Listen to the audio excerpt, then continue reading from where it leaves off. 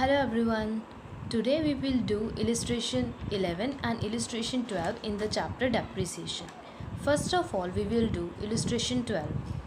Sushma Limited purchased a plant on 1st April 2015 for 2,40,000. It bought another plant on 1st July 2016 for 1,60,000. First plant तो 1 अप्रैल 2015 को purchase किए और second plant 1 जुलाई 2016 को purchase किए। अब आपको जो ध्यान रखना है वो ये, जो 1 अप्रैल 2015 को प्लांट परचेज़ किए वो तो 2015 टू 2016 के सेशन में आएगा, बट जो 1 जुलाई 2016 को प्लांट परचेज़ किए ये 2016 टू 2017 के सेशन में रिकॉर्ड होगा। On 1st January 2018, plant bought on 1st April 2005 was sold for 1,60,000. अब आपने 1st January 2018 को एक प्लांट सेल कर दिया, कौन सा, जो आपने 1st April 2015 को ख़रीदा था, this one. And on the same date, a fresh plant was purchased. Payment of this plant will be made as under. एक जो फ्रेश प्लांट ख़रीदा है उसकी पेमेंट इस तरीके से की जाएगी. 1 जनवरी 2018 को ख़रीदा है ना, तो 1 जनवरी 2018 को जिससे भी ख़रीदा है उसे 40,000 रुपीज़ तो तभी के तभी दे देंगे. फिर आएगी डेट 1 जनवरी 2019, तब उसे 48,000 रुपीज़ देंगे. फिर आएगी डेट 1 जनवरी 2020 और फिर उसे 44,000 रुपीज़ पे करेंगे. Payment made in 2019 and 2020 include interest of 8,000 and 4,000 respectively. जो ये पेमेंट दी हुई है ना 2019 और 2020 की, इनमें इंटरेस्ट इंक्लूडेड है, यानी कि जो क्रेडिटर को हम पेमेंट लेट कर रहे हैं, जो क्रेडिटर है उसके बदले में हमसे क्या चार्ज कर रहा है, इंटरेस्ट चार्ज कर रहा है. आपको ये समझना ज़रूरी है, जो इंटरेस्ट पे किया जाता है ये रिवेन्यू नेचर का एक्सपेंस है. जब हमने एक्सपेंसेस पढ़े थे, दो नेचर के होते हैं, एक रिवेन्यू नेचर के और एक कौन से होते हैं, कैपिटल नेचर के. जब कोई एसेट खरीदी जाती है उसे कैपिटल नेचर का एक्सपेंस कहा जाता है, या फिर कोई एक ऐसा एक्सपेंस किया जाता है जिससे आपकी एसेट की वैल्यू इंक्रीज़ होती हो, उसे भी कैपिटल नेचर का एक्सपेंस कहा जाता है. जैसे जब आप कोई नई मशीनरी खरीदते हो या नया प्लांट खरीदते हो, उसे खरीदते वक्त जो भी खर्चे होते हैं उसे कैपिटल नेचर का कंसीडर किया जाता है और उसे एसेट की वैल्यू में बढ़ा दिया जाता है. पर जो अगर उसी प्लांट की आप 1 साल 2 साल बाद रिपेयर करवाते हो तो वो रिपेयर मेंटेनेंस के लिए ज़रूरी है, उससे आपकी एसेट की वैल्यू बढ़ती नहीं है. वो कौन सा नेचर का एक्सपेंस होता है, रिवेन्यू नेचर का. सिमिलरली जो क्रेडिटर को इंटरेस्ट पे करना है, इससे आपकी कोई एसेट की वैल्यू नहीं बढ़ने वाली है, ये रिवेन्यू नेचर का एक्सपेंस है. और रिवेन्यू नेचर के एक्सपेंस को अलग से रिकॉर्ड किया जाता है. जैसे हम जर्नल में एंट्री करते हैं ना, अगर हमने इंटरेस्ट पे किया तो क्या एंट्री होती है, interest account debit to cash account और टू बैंक अकाउंट. तो ये वो वाली एंट्री है जिसे हम इंटरेस्ट अकाउंट में या कैश अकाउंट में नोट डाउन करेंगे. मशीनरी अकाउंट में इसे नोट नहीं करेंगे क्योंकि इससे एसेट पर कोई इम्पैक्ट नहीं है. ना तो ये इंटरेस्ट पे करने से एसेट की वैल्यू बढ़ रही है, ना ही एसेट की वैल्यू कम हो रही है. तो अल्टीमेटली 8,000 इसमें से रिड्यूस करेंगे. जो एसेट के हमने पैसे दिए वो कितने दिए, 40. टोटल तो 48 पे किए, बट 8,000 इंटरेस्ट के थे, तो एसेट के कितने पे किए, 40. सिमिलरली 4,000 नेक्स्ट में माइनस करेंगे, यहाँ भी क्या आएगा, 40. 3 इंस्टॉलमेंट में पेमेंट हो रही है ना, 40 40 40, और साथ में हम इंटरेस्ट पे कर रहे हैं. After 1 year 8,000 and after second year 4,000 rupees. But interest को एसेट अकाउंट में नोट डाउन नहीं किया जाता. Depreciation is charged at 10% per annum on the diminishing balance method. आपको डिमिनिशिंग बैलेंस मेथड से, यानी कि रिटर्न डाउन वैल्यू मेथड से 10% पर एनम की रेट से इंटरेस्ट लगाना. Show the plant account for 3 years ended 31 March 2016 to 31 March 2018. 2 years तक के अकाउंट मेंटेन करने हैं. So let's start it. 3 years तक का बनाना है. एंडेड 31 मार्च 2016 है ना, तो इसे स्टार्ट करेंगे 2015 से अप्रैल 1. फर्स्ट प्लांट 2,40,000 का परचेज़ किया.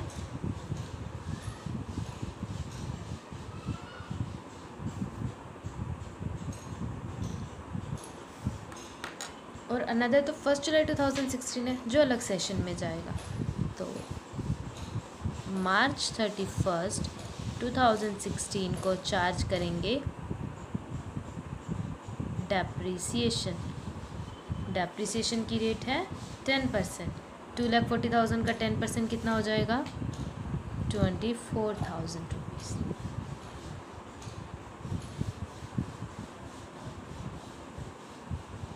$2,40,000 में से 24,000 माइनस कर देंगे, 2,16,000।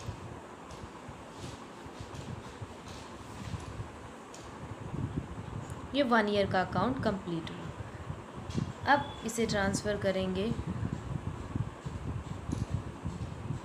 नेक्स्ट अकाउंटिंग सेशन में, जो होगा April 1, 2016 to 31 March 2017। इस सेशन में एक और परचेज़ किया ना plant for 1,60,000 and it was on July 1st।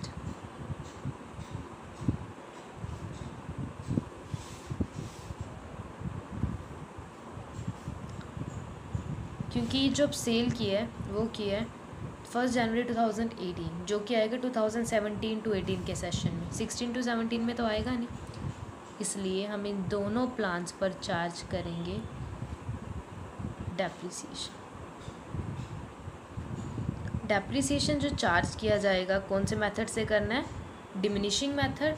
It means जो फर्स्ट प्लांट है अब उस पर 24,000 डेप्रिसिएशन नहीं लगेगा, 2,16,000 जो कि बुक वैल्यू ऑफ प्लांट है इसका 10% लगेगा, 21,600। और अगर हम सेकेंड प्लांट की बात करें जो 1,60,000 का है, वैसे तो उस पर 16,000 बनता है, बट हमने July 1 को परचेज़ किया है तो 16,000 का 9 मंथ कैलकुलेट करना होगा। 16,000 9 मंथ्स का 12,000 रुपीज़। तो सेकेंड प्लान पर जो डेप्रिसिएशन लगेगा 12,000 रुपीज़। टोटल डेप्रिसिएशन हुआ 33,600। Now we will find the remaining book value of both these plants। 2,16,000 में से 21,600 माइनस करेंगे,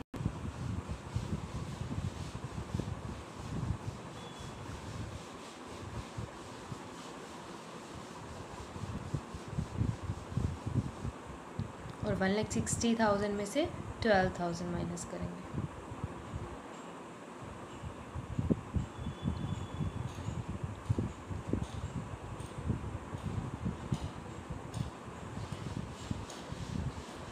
$3,42,400।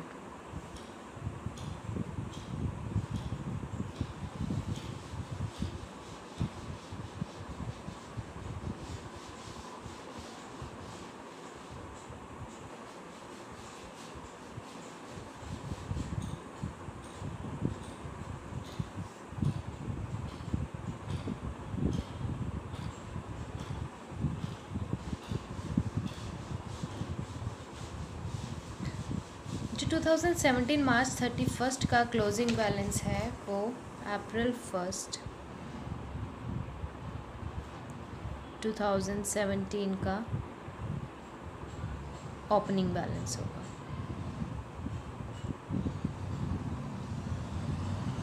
इस ईयर में एक प्लांट सेल किया है और एक प्लांट परचेज किया है, and it was done on 1 January 2018। 1 January 2018 है तो ये डेट April 1, 2017 से 31 मार्च 2018 के बीच में आएगी। जो परचेज़ किए चाहे पहले उसकी एंट्री कर लेंगे 2018 Jan 1 टू बैंक। देखो जो ये परचेज़ किया है ना, इसमें इसकी पेमेंट कैसे की, 40,000 तो कैश में दे दिए और जो बचे हुए 80,000 रुपीज़ है इनकी अभी कैश में पेमेंट नहीं की, बट मशीन तो आ गई हमारे पास, पैसे नहीं दिए तो क्या हुआ, एसेट तो बढ़ चुकी है। तो जो ये एसेट बढ़ी है, जनरल एंट्री याद करो क्या करते थे, machinery account debit to cash to creditors account, यही होता था ना। तो यहाँ पर भी क्या हो जाएगा, टू क्रेडिटर्स अकाउंट। कितने के क्रेडिटर्स हो गए, 80,000 के। 40,000 तो पेमेंट दे दी,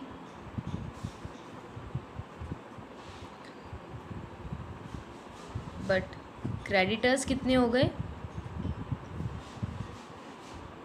80,000 के, राइट। तो टोटल एसेट जो आ गई 1,20,000 की। अब डेप्रिसिएशन 1,20,000 पर लगेगा, बट उससे पहले जनवरी 1 को ही एक प्लांट सेल किया है, जनवरी को सेल किया है ना, तो जनवरी तक का डेप्रिसिएशन तो लगेगा उस प्लांट पर। ये वाला प्लांट सेल किया, कितने मंथ्स का हो गया, अप्रैल से जनवरी तक टाइम पीरियड हो जाएगा 9 मंथ्स। यहाँ पर 10% अगर हम करते हैं तो आएगा 19,000, 1,94,400 का 10% जो हो जाएगा 19,440। अब इसका क्या निकालेंगे हम, 9 मंथ्स का।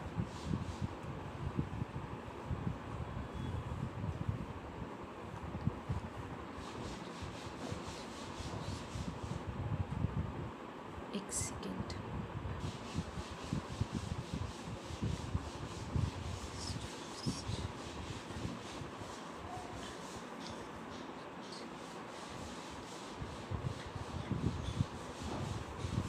₹14,580 का डेप्रिसिएशन लगेगा।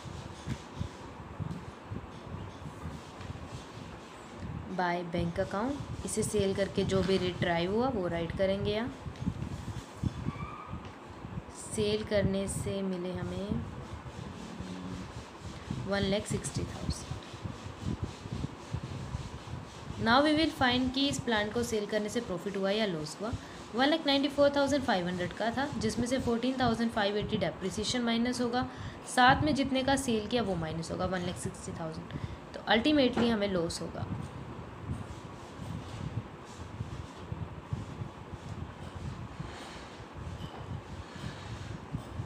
लॉस हो जाएगा 19,820 का। ये कैसे निकला अमाउंट, 1,94,400 में से 14,580 और 1,60,000 को माइनस किया। ओके, अब हमारे पास दो प्लांट है, एक ये वाला प्लांट और एक ये वाला प्लांट।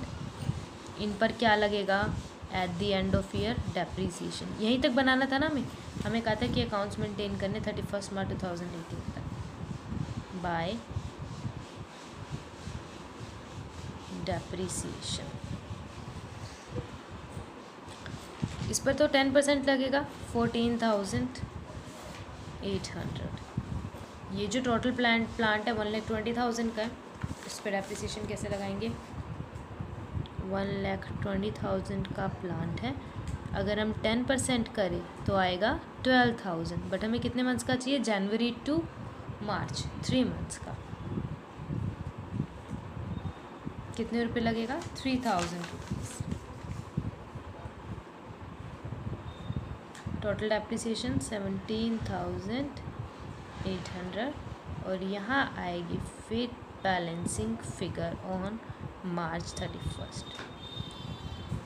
1,48,000 में से 14,800 माइनस करेंगे और 1,20,000 में से 3,000 माइनस करेंगे।